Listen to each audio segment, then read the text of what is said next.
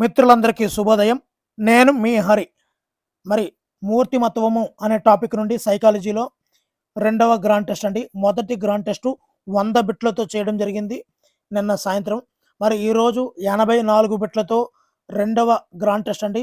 మరి వీడియోలో ఉన్న బిట్లకు ఎక్స్‌ప్లనేషన్ నప్పితే తప్పనిసరిగా అయితే వీడియోని లైక్ చేయండి. మరి లేట్ లేకుండా టాపిక్‌కి వెళ్ళిపోదాం. మొదటి బిట్ చూద్దామండి. మెదడు లేదా వెన్నెపాము ద్వారా అందిన ప్రతిస్పందనలను దేనికి చేరవేస్తుంది? మెదడు నుండి ప్రతిస్పందనలు అనేవి దేనికి చేరుతాయి? ఆన్సర్ ఆప్షన్ సి శరీర భాగాలు. మెదడు నుండి శరీర భాగాలకు ప్రతిస్పందనలు వెళ్తే దానిని మనం చాలక నాడులు అంటామండి. చాలక నాడులు. మరి వ్యక్తి యొక్క ఆలోచనలు, వివేచన, సమస్య పరిష్కార శక్తికి మూలమైంది. ఇక్కడ మనం క్వశ్చన్ బాగా అబ్జర్వ్ చేసుకున్నట్లయితే వ్యక్తి యొక్క ఆలోచనలు, వివేచన మరియు సమస్య పరిష్కార శక్తికి మూలమైంది ఏంటంటే ఇక్కడ అమూర్త ప్రజ్ఞ అని చెప్పుకోవచ్చండి మనం. సో అమూర్త ప్రజ్ఞ అనేది ఎక్కడ ఉంటుంది? ఆన్సర్ ఆప్షన్ సి మస్తిష్కము. అమూర్త ప్రజ్ఞ అనేది మస్తిష్కములో అంటే ముందు మెదడులో ఉంటుంది. మూడవదండి, మరి కండర వ్యవస్థను నియంత్రించి యాంత్రిక ప్రజ్ఞకు మూలమైంది ఏది? యాంత్రిక ప్రజ్ఞకు మూలమైంది ఆన్సర్ ఆప్షన్ ఏ మధ్య మెదడు. ఇది అమూర్త ప్రజ్ఞకు మెయిన్ అండి ఇది. మరి మధ్య మెదడు అంటే యాంత్రిక ప్రజ్ఞ అండి. నెక్స్ట్ నాలుగవది, శరీర భాగాలకు ప్రతిస్పందనలను చేరవేసే నాడులేవి? అంటే మెదడు లేదా వెన్నెపాము నుండి శరీర భాగాలకు వెళ్ళే నాడులే చాలక నాడులు. చాలక నాడులు. ఆన్సర్ ఆప్షన్ బి చాలక నాడులు. ఐదవదండి, శరీర అంగాలు పనిచేసే వేగాన్ని పెంచేది ఏది? శరీర అంగాలు పనిచేసే వేగాన్ని పెంచేది ఆన్సర్ ఆప్షన్ బి సహానుభూత నాడీ వ్యవస్థ. ఇక్కడ రెండు వ్యవస్థలు ఉంటాయండి, నాడీ వ్యవస్థలు. అంటే ఈ రెండు నాడీ వ్యవస్థలు కలిస్తే స్వయం చోదిత నాడీ వ్యవస్థ అంటారండి. స్వయం చోదిత నాడీ వ్యవస్థ. అందులో ఇది వేగాన్ని పెంచితే వీటి శరీర అంగాలు పనిచేసే వేగాన్ని పెంచేది సహానుభూత నాడీ వ్యవస్థ అండి. అదే శరీర అంగాల యొక్క పని వేగాన్ని తగ్గించేది సహానుభూత పరనాడీ వ్యవస్థ అండి. ఈ రెండు కూడా స్వయం చోదిత నాడీ వ్యవస్థలో ఉంటాయి. మరి వేగాన్ని పెంచేది సహానుభూత నాడీ వ్యవస్థ. ఆన్సర్ ఆప్షన్ బి అండి. ఇక్కడ మనం చెప్పుకున్నాం ఈ బిట్లో జ్ఞాననాడులు అంటే శరీర భాగాల నుండి మెదడు లేదా వెన్నెపాముకి వెళతాయి. చాలక నాడులు అంటే మెదడు లేదా వెన్నెపాము నుండి శరీర భాగాలకు వెళ్తాయి. మరి మిశ్రమ నాడులు అంటే ఏమిటి? మరి మిశ్రమ నాడులు అంటే కొన్ని ప్రతిస్పందనలను భవిష్యత్ అవసరాల కోసం భద్రపరుస్తాయండి ఈ యొక్క మిశ్రమ నాడులు. మరి మీకు వెన్ను నాడులు అంటే కశేరు నాడులు ఎన్ని జతలో తెలిస్తే తప్పనిసరిగా కామెంట్ చేయండి. వెన్నె నాడులు ఎన్ని జతలో తెలిస్తే తప్పనిసరిగా కామెంట్ అయితే చేయండి.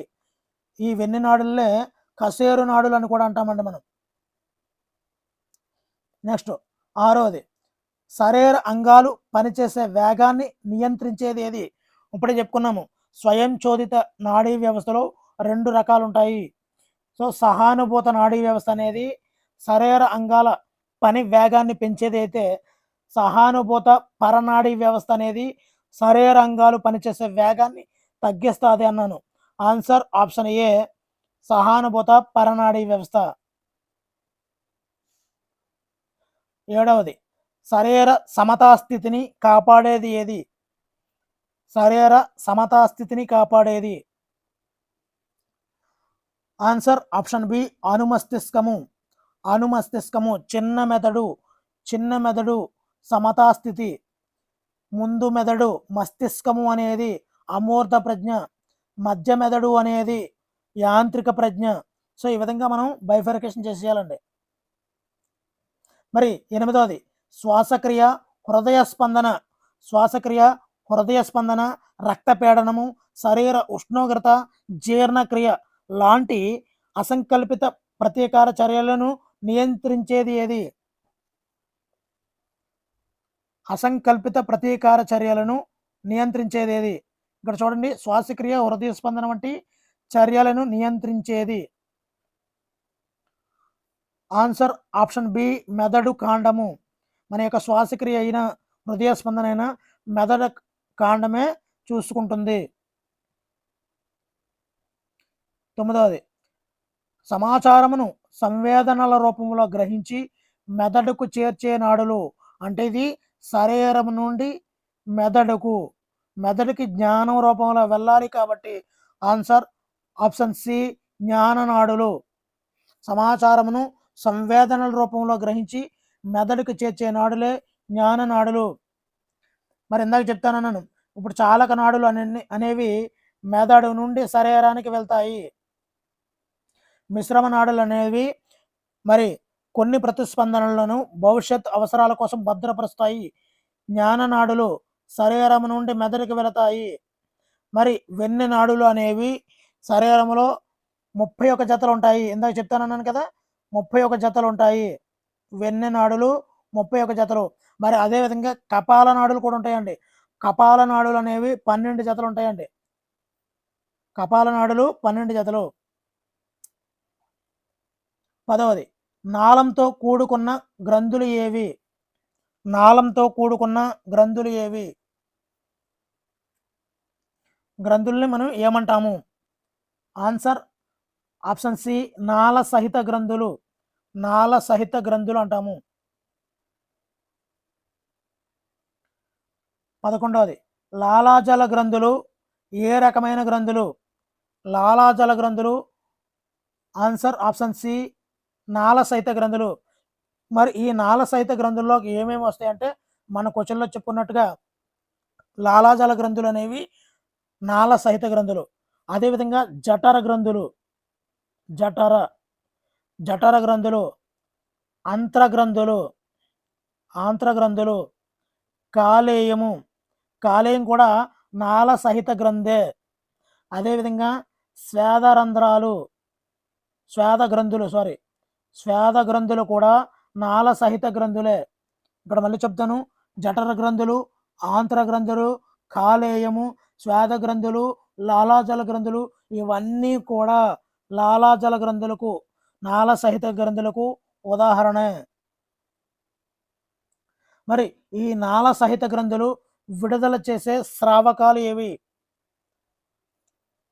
మరి ఈ నాళ సహిత గ్రంథులైనటువంటి కాలేయమైన, స్వేద గ్రంథులైన, ఆంత్ర గ్రంథులైన ఏ స్రావకాలను విడుదల చేస్తాయి అంటే ఆన్సర్ ఆప్షన్ బి ఎంజైముల్ని ఈ యొక్క కాలేయమైన ఏదైనా నాళ సహిత గ్రంథులన్నీ కూడా ఎంజైములే విడుదల చేస్తాయి. మరి ఈ ఎంజైములు దేనికి తోడ్పడతాయి?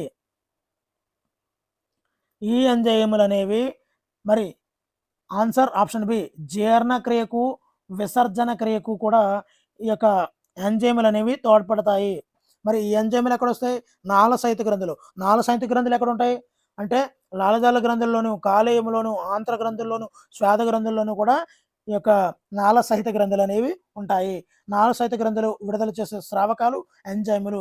ఇవి జీర్ణక్రియకు, విసర్జన క్రియకు తోడ్పడతాయి. మరి నాళ రహిత గ్రంథులు విడుదల చేసే స్రావకాలు ఏవి? ఇప్పటివరకు నాళ సహిత చెప్పుకున్నాము. ఇప్పుడు నాళ రహిత గ్రంథులు. మరి నాళ రహిత గ్రంథులు అంటే అంతఃస్రావి గ్రంథులు అండి. అంతఃస్రావి గ్రంథులు ఇవి వేటిని విడుదల చేస్తాయి అంటే హార్మోన్లు రిలీజ్ చేస్తాయి ఈ యొక్క నాళ రహిత గ్రంథులు. అదే ఎంజైములు విడుదల చేసేవి నాళ సహిత గ్రంథులు. మనం ఇక్కడ కన్ఫ్యూజ్ పడద్దు అస్సలు. అంటే నాళ సహిత ఏబిసిడీల్లో ఏతో ముందు వస్తుంది, హెచ్ తర్వాత వస్తుంది. ముందు నాళ సహిత, నాళ రహిత. ఓకేనండి. మరి హార్మోన్లు నేరుగా ఎక్కడికి విడుదల చేయబడతాయి? హార్మోనులు అనేవి నాళరహిత కాబట్టి నాళాలు ఉండవు కాబట్టి విడుదలైనటువంటి హార్మోన్లు అంతఃస్రావ గ్రంథుల నుండి ఎక్కడికి రిలీజ్ అవుతాయి? డైరెక్ట్గా రక్తంలోనికే విడుదలవుతాయి. ఈ హార్మోనులు అనేవి ఏంటో తెలుసండి, ప్రత్యేకమైనటువంటి రసాయనాలు. ఈ హార్మోన్లు అనేవి ప్రత్యేకమైనటువంటి రసాయనాలు. మరి హార్మోన్లు చర్య జరిపే కణజాలమును ఏమంటారు? హార్మోనులు చర్య జరిపే కణజాలమును మనం ఏమంటాము? ఆన్సర్ ఆప్షన్ ఏ నిర్వాహక కణజాలం అంటామండి.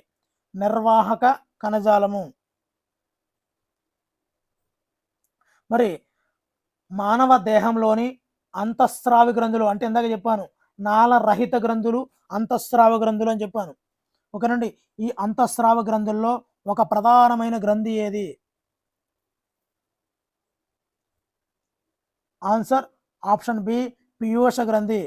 మరి పీయూష గ్రంథి నాళరహిత గ్రంథుల్లో ప్రధాన గ్రంథి పీయూష గ్రంథి. ఇది ఎక్కడ ఉంటుంది అంటే బఠానీ గింజంత పరిమాణంలో ఉంటుందండి మెదడులో. బఠానీ గింజంత పరిమాణంలో ఉండేదే ఈ పీయూష గ్రంథి. అదేవిధంగా మానవుల్లో కూడా అతిపెద్ద గ్రంథి ఈ పీయూష గ్రంథి అండి. అదేవిధంగా ఈ యొక్క గ్రంథులందరికీ కూడా రారాజు అండి, కింగ్ ఆఫ్ ద గ్లాండ్స్ అంటారండి. అదేవిధంగా మాస్టర్ గ్లాండ్ అని కూడా అంటారు దీన్ని, మాస్టర్ గ్లాండ్ అంటారు. మరి ఈ మాస్టర్ గ్లాండ్ పీయూష గ్రంథి అనేవి నాళరహిత గ్రంథులు. అందుకే ఇది హార్మోన్లను రిలీజ్ చేస్తుంది. ఈ హార్మోన్లు ఎక్కడికి రిలీజ్ చేస్తుంది? డైరెక్ట్గా రక్తంలోకి విడుదల చేస్తాయి. మరి 18వ అండి, పీయూష గ్రంథి విడుదల చేయు హార్మోన్ల సంఖ్య. ఇప్పుడే చెప్పుకున్నాము, పీయూష గ్రంథి అనేది నాళరహిత, అది హార్మోన్ రిలీజ్ చేస్తుందని చెప్పాము. ఎన్ని హార్మోన్లను రిలీజ్ చేస్తుంది అంటే ఆన్సర్ ఆప్షన్ సి 9 రకాల హార్మోన్లను రిలీజ్ చేస్తుందండి ఈ పీయూష గ్రంథి. 9 రకాల హార్మోన్లను రిలీజ్ చేస్తుంది. మరి 19వది, పీయూష గ్రంథి విడుదల చేయు శారీరక అభివృద్ధి హార్మోన్ ఏది? ఇది ఒక శారీరక అభివృద్ధి హార్మోన్ను రిలీజ్ చేస్తుంది. అదే answer option C growth hormone. ఈ గ్రోత్ అంటే పెరుగుదల హార్మోను. మరి వాడు ఎలాగ అడుగుతున్నాడు, పెరుగుదల హార్మోన్ను విడుదల చేయు గ్రంథి ఏది అంటే పెరుగుదల హార్మోను పీయూష గ్రంథి. గ్రోత్ హార్మోన్ పీయూష గ్రంథి. మరి ఈ గ్రోత్ హార్మోన్ అంటే పెరుగుదల హార్మోను లోపిస్తే అంటే తగ్గిపోతే ఏమవుతుంది? గ్రోత్ హార్మోను లోపించినట్లయితే ఏం జరుగుతుంది అంటే పెరుగుదల అనేది తగ్గిపోతుంది. అంటే డ్వార్ఫిజం అనేది ఏర్పడుతుంది, మరుగుజ్జుతనం అనేది ఏర్పడుతుంది. అదే గ్రోత్ హార్మోన్ ఎక్కువగా రిలీజ్ అయిపోయింది అనుకోండి, అప్పుడు ఏం జరుగుతుంది అంటే జైగాటిజం అవుతుందండి. గ్రోత్ హార్మోన్ అంటే పెరుగుదల హార్మోను ఎక్కువగా రిలీజ్ అయిపోతే జైగాటిజం వస్తుంది. అదే పెరుగుదల హార్మోను లోపిస్తే డ్వార్ఫిజం అంటే మరుగుజ్జుతనం అనేది ఏర్పడుతుంది. 21వది, గొంతులో వాయునాళంకు ముందు ఉండే గ్రంథి ఏది? గొంతులో వాయునాళంకు ముందు ఉండే గ్రంథి ఏది? ఆన్సర్ ఆప్షన్ బి థైరాయిడ్ గ్రంథి. దీనినే అవటు గ్రంథి అని కూడా అంటారండి, అవటు గ్రంథి. ఈ థైరాయిడ్ గ్రంథికి ఉన్న మరో పేరు అవటు గ్రంథి. ఇది ఎక్కడ ఉంటుంది అంటే గొంతులో వాయునాళానికి దగ్గరగా ముందు ఉంటుంది అనమాట ఈ గ్రంథి, అవటు గ్రంథి, థైరాయిడ్ గ్రంథి. మరి ఈ థైరాయిడ్ గ్రంథి విడుదల చేయు హార్మోన్ ఏది అంటే థైరాయిడ్ గ్రంథి థైరాక్సిన్. థైరాయిడ్ గ్రంథి అనేది ఈ థైరాక్సిన్ అనే హార్మోన్ను విడుదల చేస్తుంది. అంటే ఇక్కడ హార్మోన్ విడుదల చేస్తుంది కాబట్టి ఇక్కడ థైరాయిడ్ గ్రంథి అనేది నాళరహిత గ్రంథి అని మనం గుర్తుపెట్టుకోవాలి. మరి థైరాక్సిన్, ఈ థైరాక్సిన్ విడుదలకు అవసరమైనటువంటి ఖనిజ లవణము ఏది? Answer option C iodine. మనము రకరకాల వ్యాధులు చూస్తుంటామండి, ఎలా గుర్తుపెట్టుకోవాలో చెప్తాను. మనకి లోబీపీ వచ్చింది అనుకోండి, అయోడిన్ ఉప్పు వేసుకొని ఎక్కువ తినమంటుంటారు. ఆ ఉప్పు వేసుకొని ఎక్కువ తినడం వల్ల ఇక్కడ థైరాక్సిన్ అనేది ఎక్కువ విడుదలైపోతుందండి. ఆ ఎక్కువ అయిపోవడం వల్ల ఇక్కడ థైరాక్సిన్ అంటే థైరాయిడ్ గ్రంథాన్ని ఉబ్బి థైరాయిడ్ అనేది ఏర్పడే అవకాశం ఉంటుందండి. సో అందువల్ల అయోడిన్ వాడకాన్ని ఎంత మనం తగ్గిస్తే అంత మంచిదండి. మరి అయోడిన్ మెయిన్ అండి. మరి అయోడిన్ లోపం వల్ల వచ్చే వ్యాధి ఏది? అయోడిన్ లోపం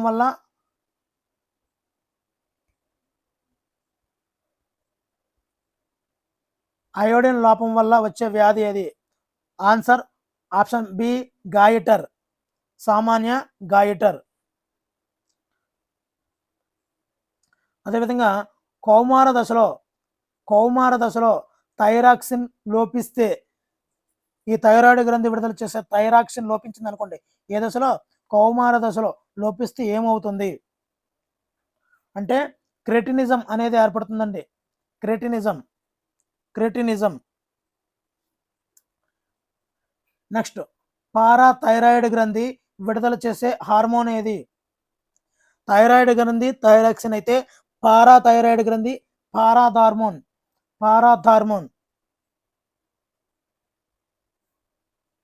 మరి పారాథైరాయిడ్ అయినా పార్శ్వ ఔట గ్రంథి అని కూడా అంటుంటారండి. దీనికి మరో పేరే పారాథైరాయిడ్ గ్రంథి అనవచ్చు, లేదంటే పార్శ్వ ఔట గ్రంథి విడుదల చేయు హార్మోన్ ఏది అని కూడా అడగొచ్చండి. మరి ఈ పారాథైరాయిడ్ గ్రంథి అనేది మరి రక్తంలో ఉన్నటువంటి కాల్షియంని నియంత్రిస్తుందండి. అదే ఈ పారాథార్మోన్ అనేది రక్తంలో ఎక్కువ కలిసిపోయింది అనుకోండి, ఎక్కువ పడిపోతే టిటానీ అనే జబ్బు వస్తుందండి. టిటానీ అనే పరిస్థితి ఏర్పడుతుంది. ఈ టిటానీ అంటే ఏంటండి? పారాథార్మోన్ ఎక్కువగా రక్తంలో కలిసిపోతే టిటానీ ఏర్పడుతుంది. ఈ టిటానీ ఏంటంటే కండరాలు బిగుసుకుపోతుంటాయండి, సంకోచ స్థితిలో ఉండిపోతుంటాయి ఈ టిటానీ వల్ల. ఇందువల్ల పారాథార్మోన్ ఎక్కువగా రక్తంలో కలిసిపోవడం వల్ల. సో ఈ పారాథార్మోన్ ఎవరు విడుదల చేస్తారు? పారాథైరాయిడ్ గ్రంథి అండి. ఈ విధంగా ఒకదానికొకటి లింకప్ చేసుకుంటూ చదవడం వల్ల మనకి ఎక్కువగా గుర్తుంటుందండి. అదే ఈ పారాథార్మోన్ అనేది రక్తంలో తక్కువ విడుదల అయింది అనుకోండి, అప్పుడు పొరాసిస్ అనేది ఏర్పడుతుందండి. పొరాసిస్ అనేది వ్యాధి ఏర్పడుతుందండి. అంటే ఏంటి? ఈ పొరాసిస్ అనేది ఏంటంటే ఎముకలు బలహీన పడిపోయి పగులు వచ్చేస్తుంటాయండి. అదే ఎక్కువ విడుదలైతే టిటానీ అంటే కండరాలు బలం ఎక్కువైపోయి సంకోచ స్థితిలో ఉండిపోయి బిగుసిపోవడం అండి. అదే తక్కువ వచ్చింది అనుకోండి, పొరాసిస్ అనేది ఏర్పడి బలహీన పడిపోయి పగుళ్ళు వచ్చేస్తుంటాయి అనమాట. ఆ విధమైనటువంటి ప్రాబ్లం వస్తుందండి ఈ పారాథార్మోన్ వల్ల. మరి ఆల్రెడీ చెప్పాను, పారాథార్మోన్ దేనిని నియంత్రిస్తుంది? ఇంతకుముందే చెప్పాను. ఆన్సర్ ఆప్షన్ సి కాల్షియాన్ని నియంత్రిస్తుంది. అందుగురించే కదండి ఎముకలకు సంబంధించినటువంటి వ్యాధులు వస్తున్నాయి. ఈ పారాథార్మోన్ ఎక్కువ రిలీజ్ అయిపోయినా కాలుష్యం అయినటువంటి ఎముకలతో ప్రాబ్లం వస్తుంది, తక్కువ రిలీజ్ అయినా కాలుష్యానికి సంబంధించినటువంటి ప్రాబ్లం వస్తుంది అనమాట. 28వది, మూత్రపిండాలపై టోపీ మాదిరిగా ఉండే గ్రంథి ఏది? ఆన్సర్ ఆప్షన్ సి ఎడ్రినలిన్ గ్రంథి. దీనికి ఇంకో పేరు ఉందండి, ఆదివృక్క గ్రంథి అని కూడా అంటారండి. ఆదివృక్క గ్రంథి. ఎడ్రినల్ గ్రంథికి మరో పేరే ఆదివృక్క గ్రంథి.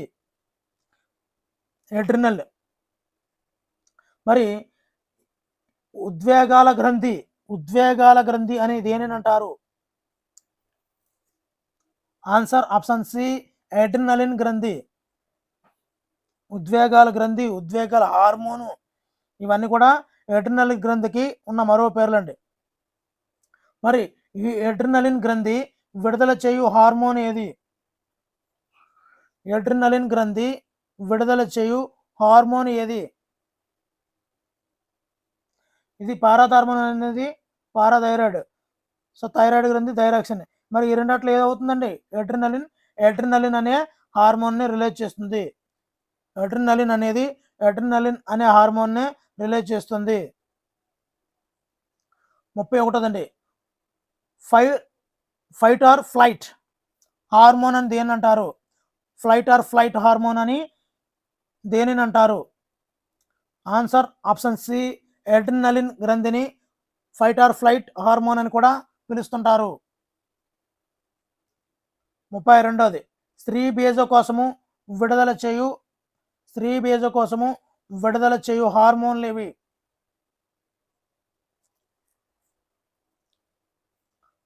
Answer option B oestrogen, progesterone.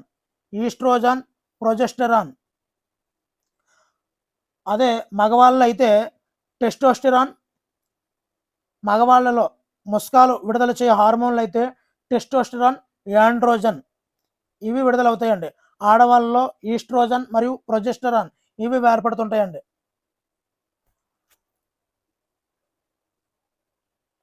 అదేవిధంగా మానవ దేహంలో మిశ్రమ గ్రంథి అనేది ఏంటంటారు?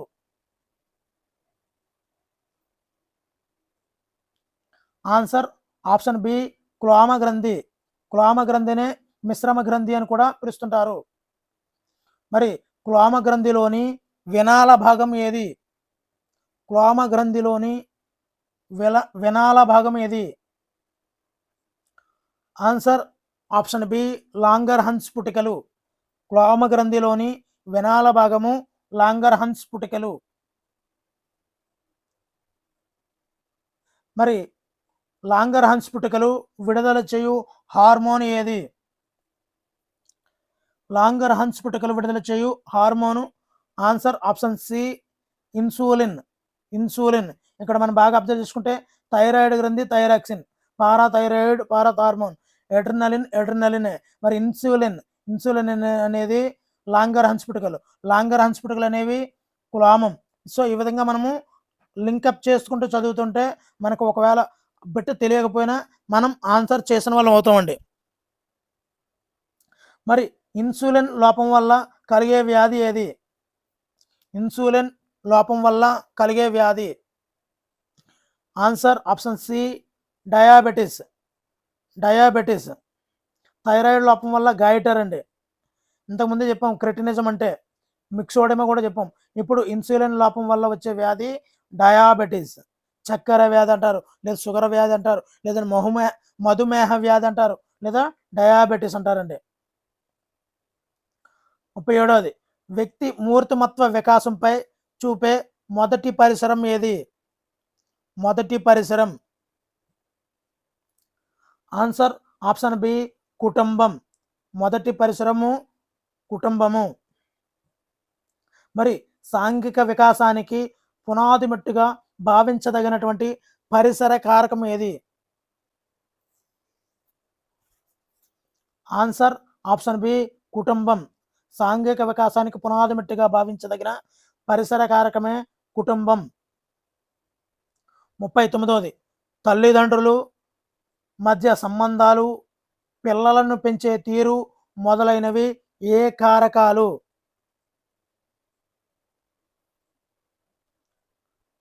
ఆన్సర్ ఆప్షన్ బి కుటుంబ కారకాలు. 45 అండి వయోజన దశలో థైరాక్సిన్ లోపిస్తే ఏమొస్తుంది? ఇంతకుముందే చెప్పాను ఇది.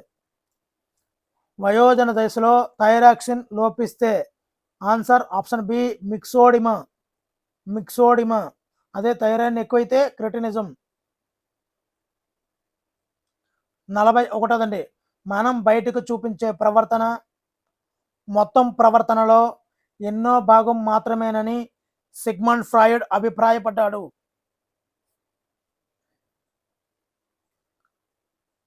ఆన్సర్ ఆప్షన్ బి 1/10వ భాగమని సిగ్మండ్ ఫ్రాయిడ్ అభిప్రాయపడ్డారు. 42వది మూర్తిమత్వాన్ని అంచనా వేసే పద్ధతులు ఎన్ని రకాలు? మూర్తిమత్వాన్ని అంచనా వేసే పద్ధతులు ఎన్ని రకాలు? ఆన్సర్ ఆప్షన్ బి 2 రకాలు. మరి ప్రక్షేపక పద్ధతి మనోవైజ్ఞానికంగా ఏ ప్రక్రియ? ప్రక్షేపక పద్ధతి అనేది మనోవైజ్ఞానికంగా ఏ ప్రక్రియ? ఆన్సర్ ఆప్షన్ బి అచేతన ప్రక్రియ. మరి మూర్తిమత్వాన్ని అంచనా వేయాలంటే ముఖ్యంగా దేని ప్రవర్తనను తెలుసుకోవాలి? మూర్తిమత్వాన్ని అంచనా వేయాలంటే ముఖ్యంగా అతని యొక్క ఏ ప్రవర్తనను తెలుసుకోవాలి? ఆన్సర్ ఆప్షన్ బి అచేతన ప్రవర్తన. 45దండి. అస్పష్టమైన ఉద్దీపనలకు సమాధానాలు రాబట్టడం ద్వారా మూర్తిమత్వాన్ని అంచనా వేసే పరీక్షలు ఏవి? చాలా చాలా ఇంపార్టెంట్ అండి. అస్పష్ట ఉద్దీపనలకు సమాధానాలు రాబట్టడం ద్వారా మూర్తిమత్వాన్ని అంచనా వేసే పరీక్షలు. ఆన్సర్ ఆప్షన్ ఏ ప్రక్షేపక పరీక్షలు. ప్రక్షేపక పరీక్షలు. మరి రోసాక్ సిరామరకల పరీక్ష RIBT రోసాక్ ఇంక్ బ్లాస్ట్ టెస్ట్లో మొత్తం కార్డుల సంఖ్య.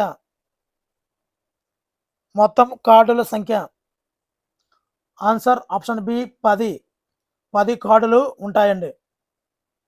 మరి ఈ RIBTని వెలుగులోకి తెచ్చిన వారు బెక్ అండి. వెలుగులోకి తెచ్చిన వారు బెక్.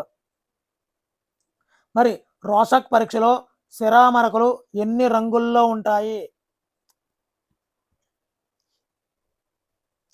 ఆన్సర్ ఆప్షన్ డి 5 రంగుల్లో ఉంటాయండి. పంచవర్ణాలు 5 రంగులలో ఉంటాయి. 48ది రోసాక్ పరీక్షలో నలుపు ఎరుపు రంగులు కలిగిన కార్డులు ఎన్ని? నలుపు ఎరుపు రంగులు కలిగిన కార్డులు ఎన్ని? ఆన్సర్ ఆప్షన్ ఏ 2. ఇవి దీర్ఘ చతురస్రాకారంలో ఉంటాయి, 2 ఉంటాయండి. మరి 49ది రోసాక్ పరీక్షలో పంచరంగుల సిరామరకలు ఉన్న కార్డులు ఎన్ని? ఆన్సర్ ఆప్షన్ బి 3 కార్డులు ఉంటాయి. పంచరంగుల సిరామరకలు ఉన్న కార్డులు 3 ఉంటాయి. మరి రోసాక్ పరీక్షలో ప్రయోజనిచ్చిన సమాధానాలను ఎన్ని అంశాలుగా నమోదు చేస్తారు? ఆన్సర్ ఆప్షన్ సి 4 అంశాలుగా నమోదు చేస్తారండి.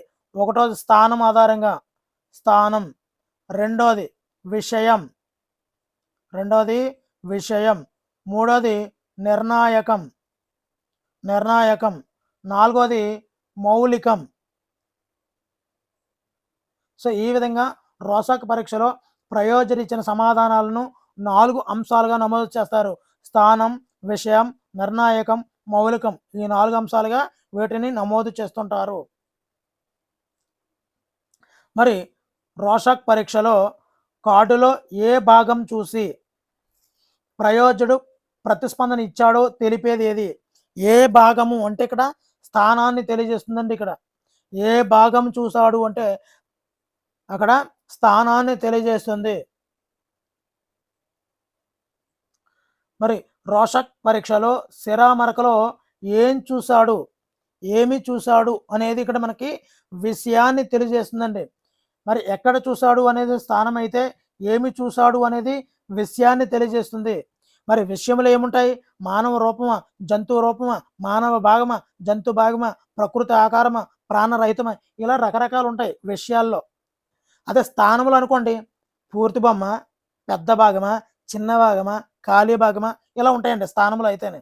విషయంలో అయితే అది ఏంటి అని అర్థం అనమాట. మానవ రూపమా, జంతు రూపమా, మానవ భాగమా, జంతు భాగమా, ఈ విధంగా విషయంలోకి వెళ్తేనే. మరి రోసాక్ పరీక్షలో ఉద్దీపనలోని దేని ఆధారంగా ప్రయోజకుడు ఎక్కువ ప్రతిస్పందనలు ఇచ్చాడో తెలిపేది ఏది? ఎక్కువ ప్రతిస్పందనలు దేని నుంచి ఇచ్చాడో అని తెలియజేస్తుంది. ఆన్సర్ ఆప్షన్ సి నిర్ణాయకాలు. మరి ఈ నిర్ణయాకాల్లో ఏముంటాయి?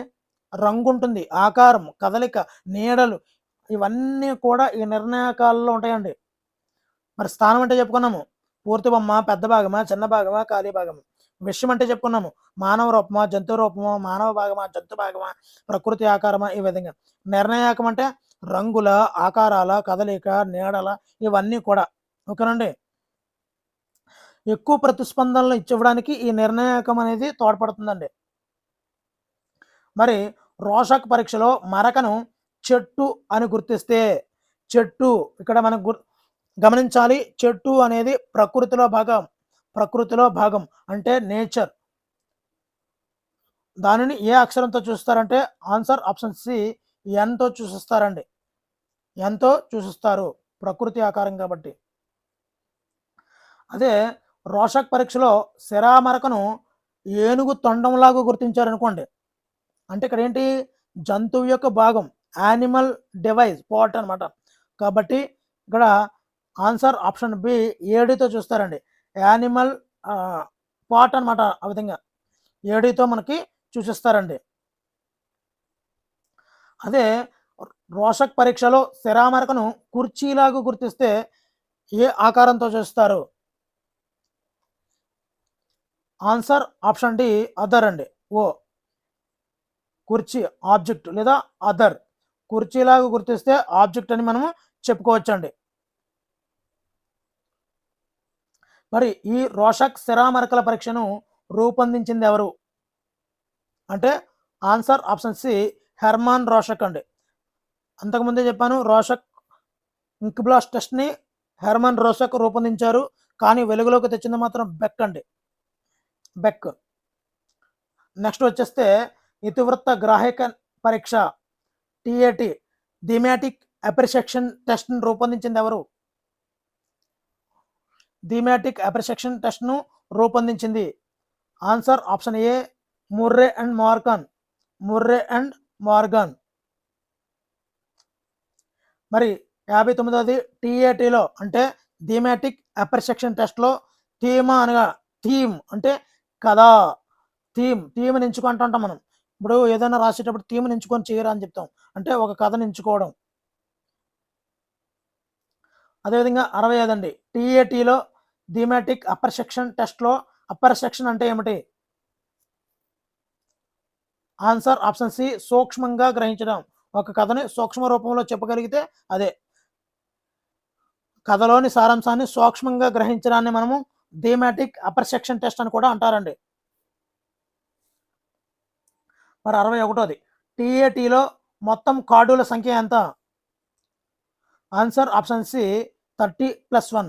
మరి ఇప్పుడు 10 ఉన్నది రోషక్ ఇంక్బ్లాస్ట్ టెస్ట్ అండి. ఇది 30+1 అనేది టిఏటి అండి, టిఏటి. మరి ఈ టిఏటిలో ఒక వ్యక్తిపై ప్రయోగించే గరిష్ట కార్డులు ఎన్ని? మరి 30+1 ఉన్నాయి కదా, 30+1 వాడేవచ్చు అంటే వాడడానికి లేదండి. ఒక వ్యక్తి మీద ఎక్కువగా వాడేవి 20+1 ఈ కార్డులు మాత్రమే ఒక వ్యక్తి మీద ఎక్కువ మొత్తంలో వాడుతుంటారు. మరి ఈ టిఏటిలో +1 అనే కార్డు దేనిని చూస్తుంది అంటే ఆన్సర్ ఆప్షన్ సి ఖాళీ కార్డుని సూచిస్తుందండి, ఖాళీ కార్డుని సూచిస్తుంది. మరి ఈ టిఏటిలో స్త్రీకి మాత్రమే సంబంధించిన కార్డులు ఎన్ని ఉంటాయి? ఆన్సర్ ఆప్షన్ బి 10 కార్డులు ఉంటాయండి, 10 కార్డులు స్త్రీకి. అదేవిధంగా పురుషుడికి మాత్రమే, టిఏటిలో పురుషుడికి మాత్రమే సంబంధించిన కార్డులు ఎన్ని? ఇవి కూడా ఆన్సర్ ఆప్షన్ బి 10 కార్డులే ఉంటాయండి పురుషులకు కూడా. మరి ఈ టిఏటిలో థీమాటిక్ అప్రిసెప్షన్ టెస్ట్లో ఇరువురికి సంబంధించిన కార్డులు ఎన్ని ఉంటాయంటే ఇవి కూడా 10నండి. పురుషులకు 10, స్త్రీలకు 10, ఇరువురికి కలిపి 10, ఒక ఖాళీ కార్డు, మొత్తంగా 30+1 కార్డులు అయితే ఉంటాయండి. మరి కార్డులోని బొమ్మల ద్వారా కథానాయకుడు కథా సారాంశము చెప్పమని వ్యక్తి యొక్క మూర్తిమత్వాన్ని అంచనా వేసే పరీక్షే ఆన్సర్ ఆప్షన్ బి టిఏటి అంటే థీమాటిక్ అప్రిసెప్షన్ టెస్ట్. నెక్స్ట్ అండి చిల్డ్రన్ అప్రిసెప్షన్ టెస్ట్ సిఏటి దీనిని తయారు చేసినది ఎవరు? హెర్మన్ రోషక్, రోషక్ ఇంక్బ్లాస్ట్ టెస్ట్ అండి, ముర్రే మార్గన్ టిఏటి అండి. మరి చిల్డ్రన్ అప్రిసెప్షన్ టెస్ట్ని రూపొందించింది ఎవరు? ఆన్సర్ ఆప్షన్ సి బెల్లాక్, అంటే ఎస్ బెల్లాక్, ఎల్ బెల్లాక్ ఎదురు ఉంటారండి, సింపుల్గా బెల్లాక్ అని రాస్తామండి, బెల్లాక్.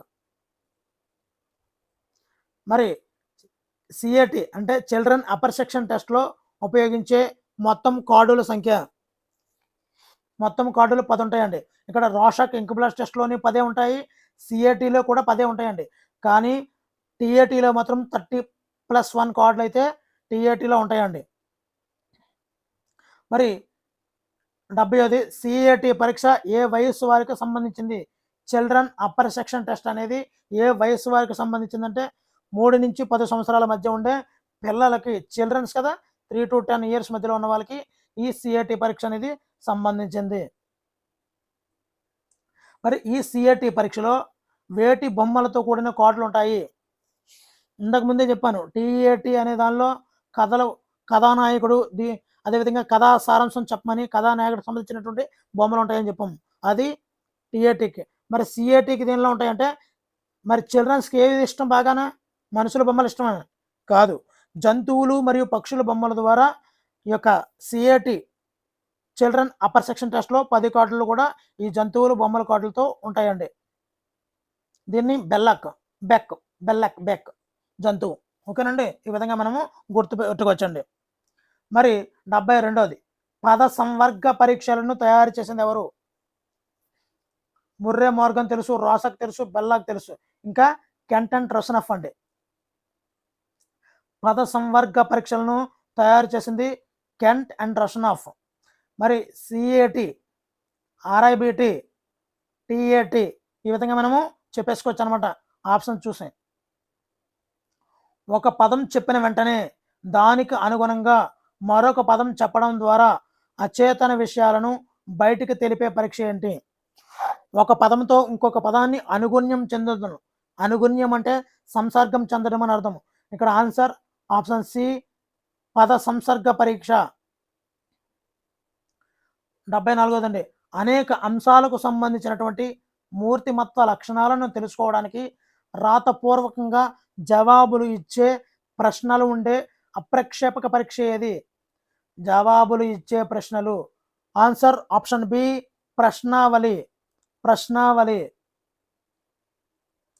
అదేవిధంగా దూరాన ఉన్న వారి నుండి కూడా సమాచారాన్ని సేకరించడానికి అనువైనటువంటి మూర్తిమత్వ వ్యక్తిగత పరీక్ష ఏది అంటే దూరాన ఉన్నవారికి కూడా. Answer option B, ప్రశ్నావళి.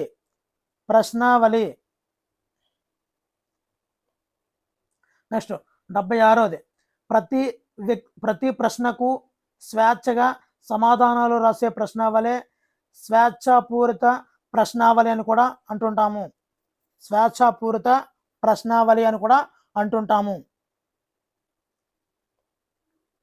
76వది కార్టిల్ 16PF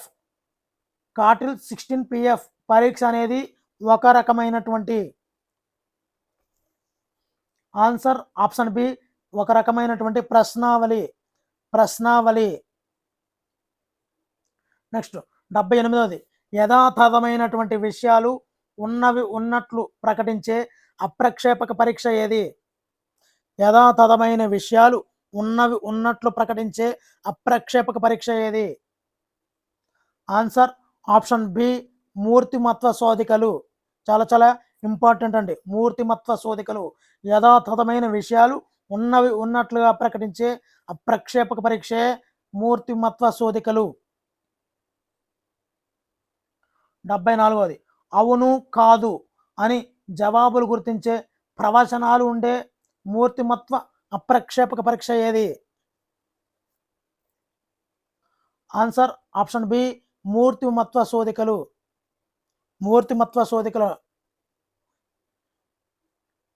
next అండి 80వ బిట్ చూద్దాము. ద బెల్ అడ్జస్ట్మెంట్ ఇన్వెంటరీ అనేది ఒక. ఆన్సర్ ఆప్షన్ బి, మూర్తిమత్వ శోధిక. 81వదండి ఒక వ్యక్తిలో ఏ మూర్తిమత్వ లక్షణాలు కలవో తెలుసుకునే మూర్తిమత్వ విషయగత పరీక్ష ఏది? ఆన్సర్ ఆప్షన్ బి, మూర్తిమత్వ శోధిక.